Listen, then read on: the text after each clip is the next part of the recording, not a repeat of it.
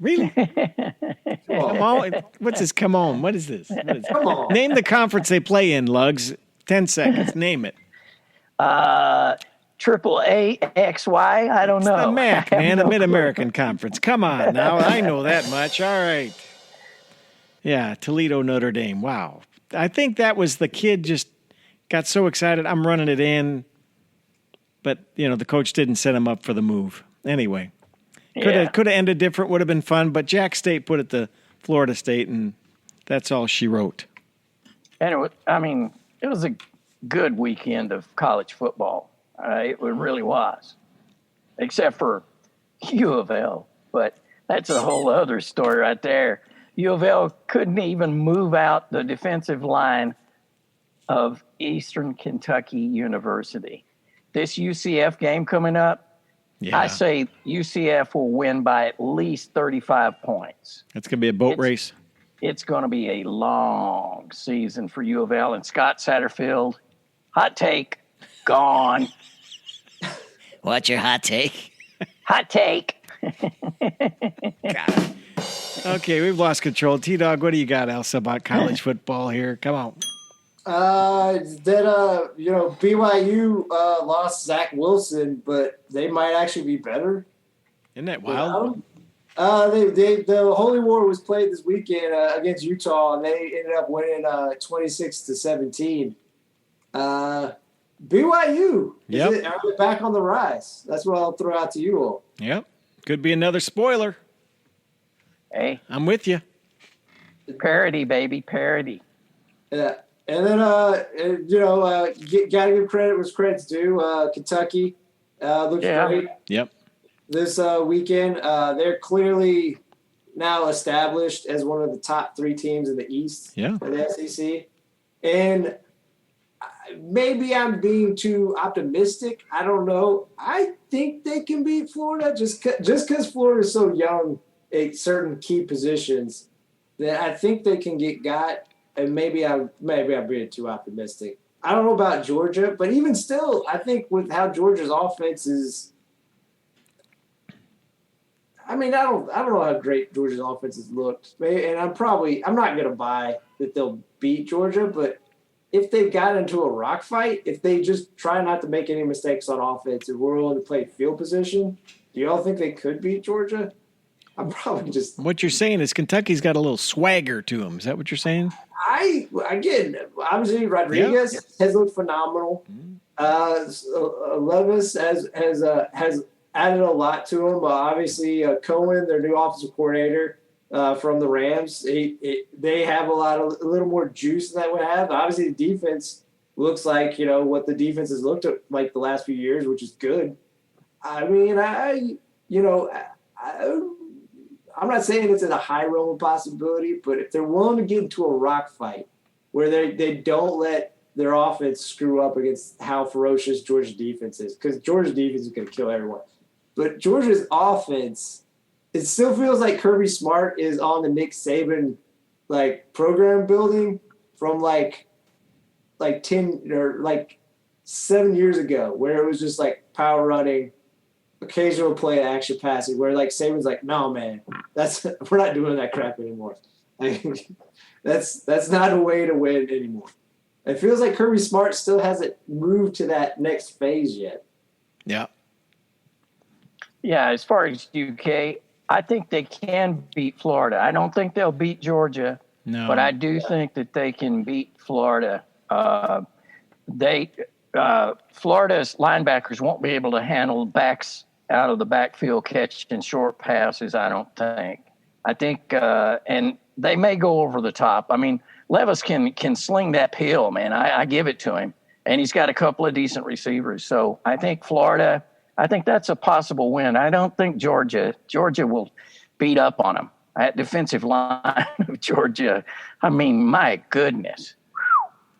Like I said, I'm not saying there's going to be a pretty game. If they were to beat Georgia, it'd have to be just a really ugly, just run the ball. Again, against Missouri, they ran the ball 49 times. Again, they're not going to have the success they had against Missouri, but just run it that many times and just play field position. Because I don't know, like I said, Georgia's offense has, they haven't looked that great to me. And obviously, to be fair, week 1 was against Clemson, which is a good defense. But I don't know. Hey, guys, is Levis missing an opportunity in the NIL? Shouldn't he be Levi's? Whoa. Not Levis? I'm Levis for Levi's. He could be Hey, I making can do some it. coin. Speaking of NILs, he should get one with Chiquita Banana for me and the brown banana. Right. The little deal. Another one. He should. Yeah, so. All right, what else we got? College football. We're 20 minutes in. You want to move to the National Football League? Are you ready? Yeah. All right, Joe Burrow, Jameis Winston, the Packers, Tom Brady. That Packer loss, oh my, guys, started off. It was quite a weekend, and what a kickoff for the NFL for 2021.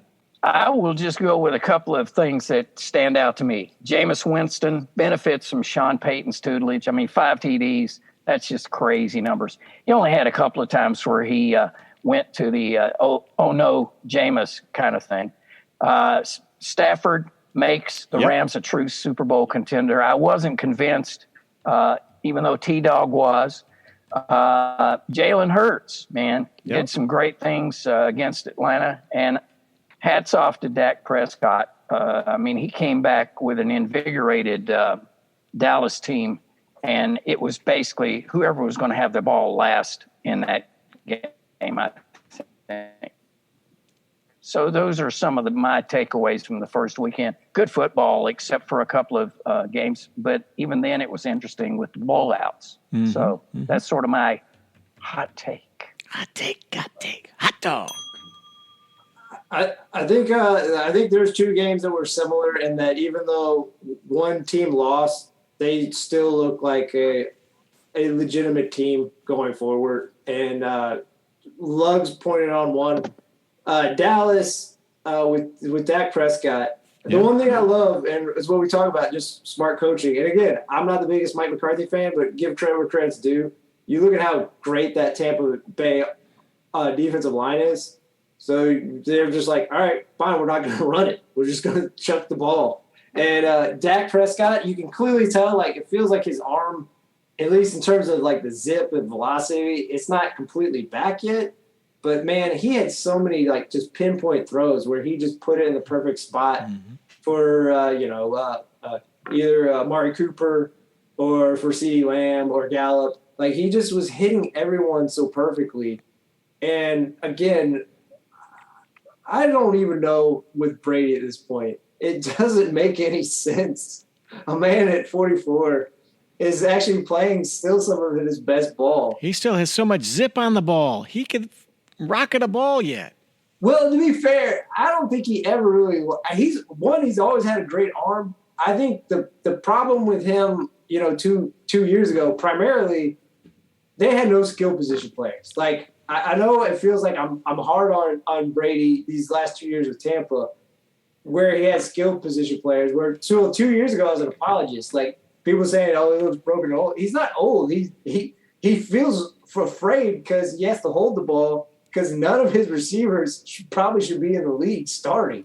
So, but you just and also Gronk. I mean, for a guy who was retired, albeit at a young age, like just come in and drop 80 yards, 2 touchdowns. Just do it.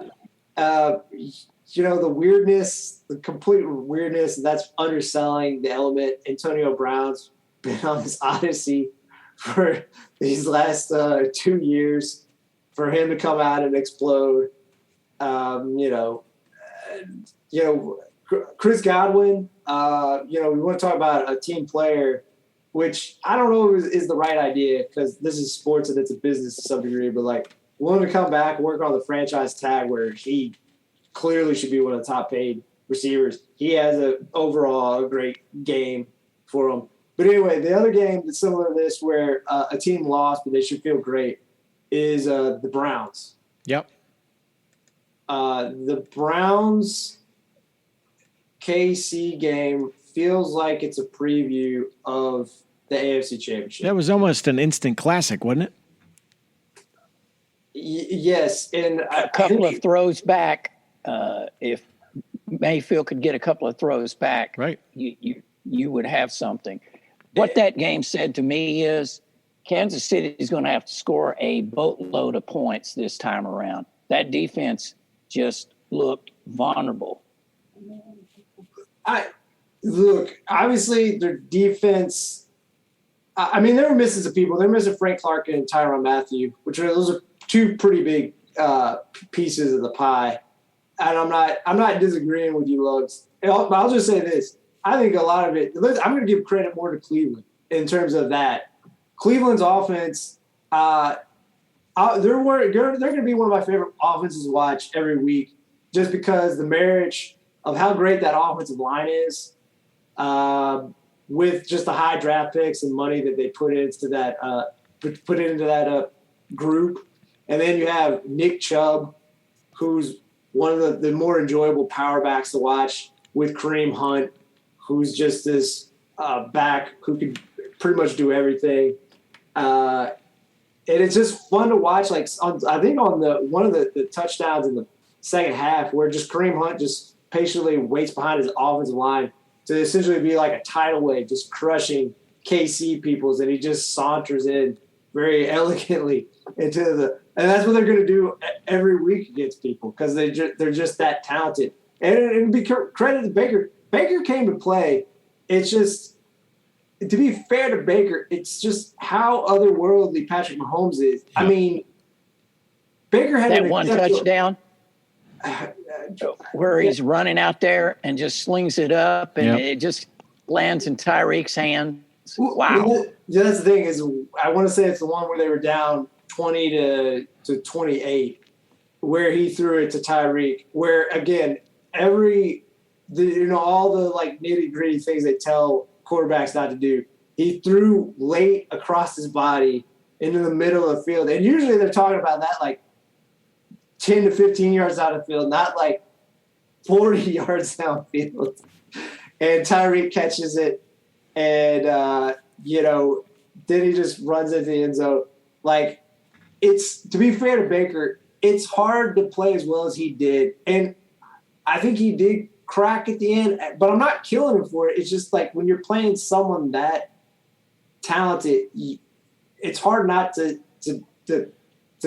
kind of grip or panic to a degree. I'm not saying he didn't flip out or anything, but, to finally crack. And also it just goes back to what we talked about the last 2 years. The combination of Patrick Mahomes and just the abilities to create and by time, in combination with Tyreek Hill with his speed, or Kelsey, his ability to, Tyreek opens it up over the top, and Travis Kelsey then feeds on that intermediate area because of what Tyreek can do. The three of those together, I don't think there's any defense that can really stop it consistently. I mean, I don't think there's any scheme or any personnel. Yeah, it's an interesting thing to watch. I do think the Cleveland team is the best Brown team that I've ever seen. Yep. As far as just top to bottom. Solid. And they've spent money wisely. Got a good on coach. Offense line and defensive line. Yeah, he's a good coach too. All right, close to home. So what that about the should be- Bengals, boys? The Bengals looking good across the board.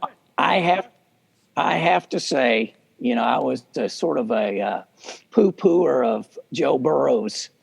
Burrows. Would But you I get? have to say, Don't buy a vowel, man. Get rid of that S. Burrow. I have to say, he did some really amazing things. I think he actually got hurt, though, again. Me too. Sadly. I hope it's not major. But, yeah, I mean, you got to give it to them. The Bengals, they're for real. And their defense, I mean, Cousins held onto the ball for like ever because he couldn't find anybody open. Okay, it's Cousins. I know, Lugs, you want to jump on that. But also, are the Vikings that bad? I think they are. I don't know. I'll put it to you this way. I don't think the Vikings are that bad, because I think the Bengals are a solid team. And I think, you know, you look at the play of Burrow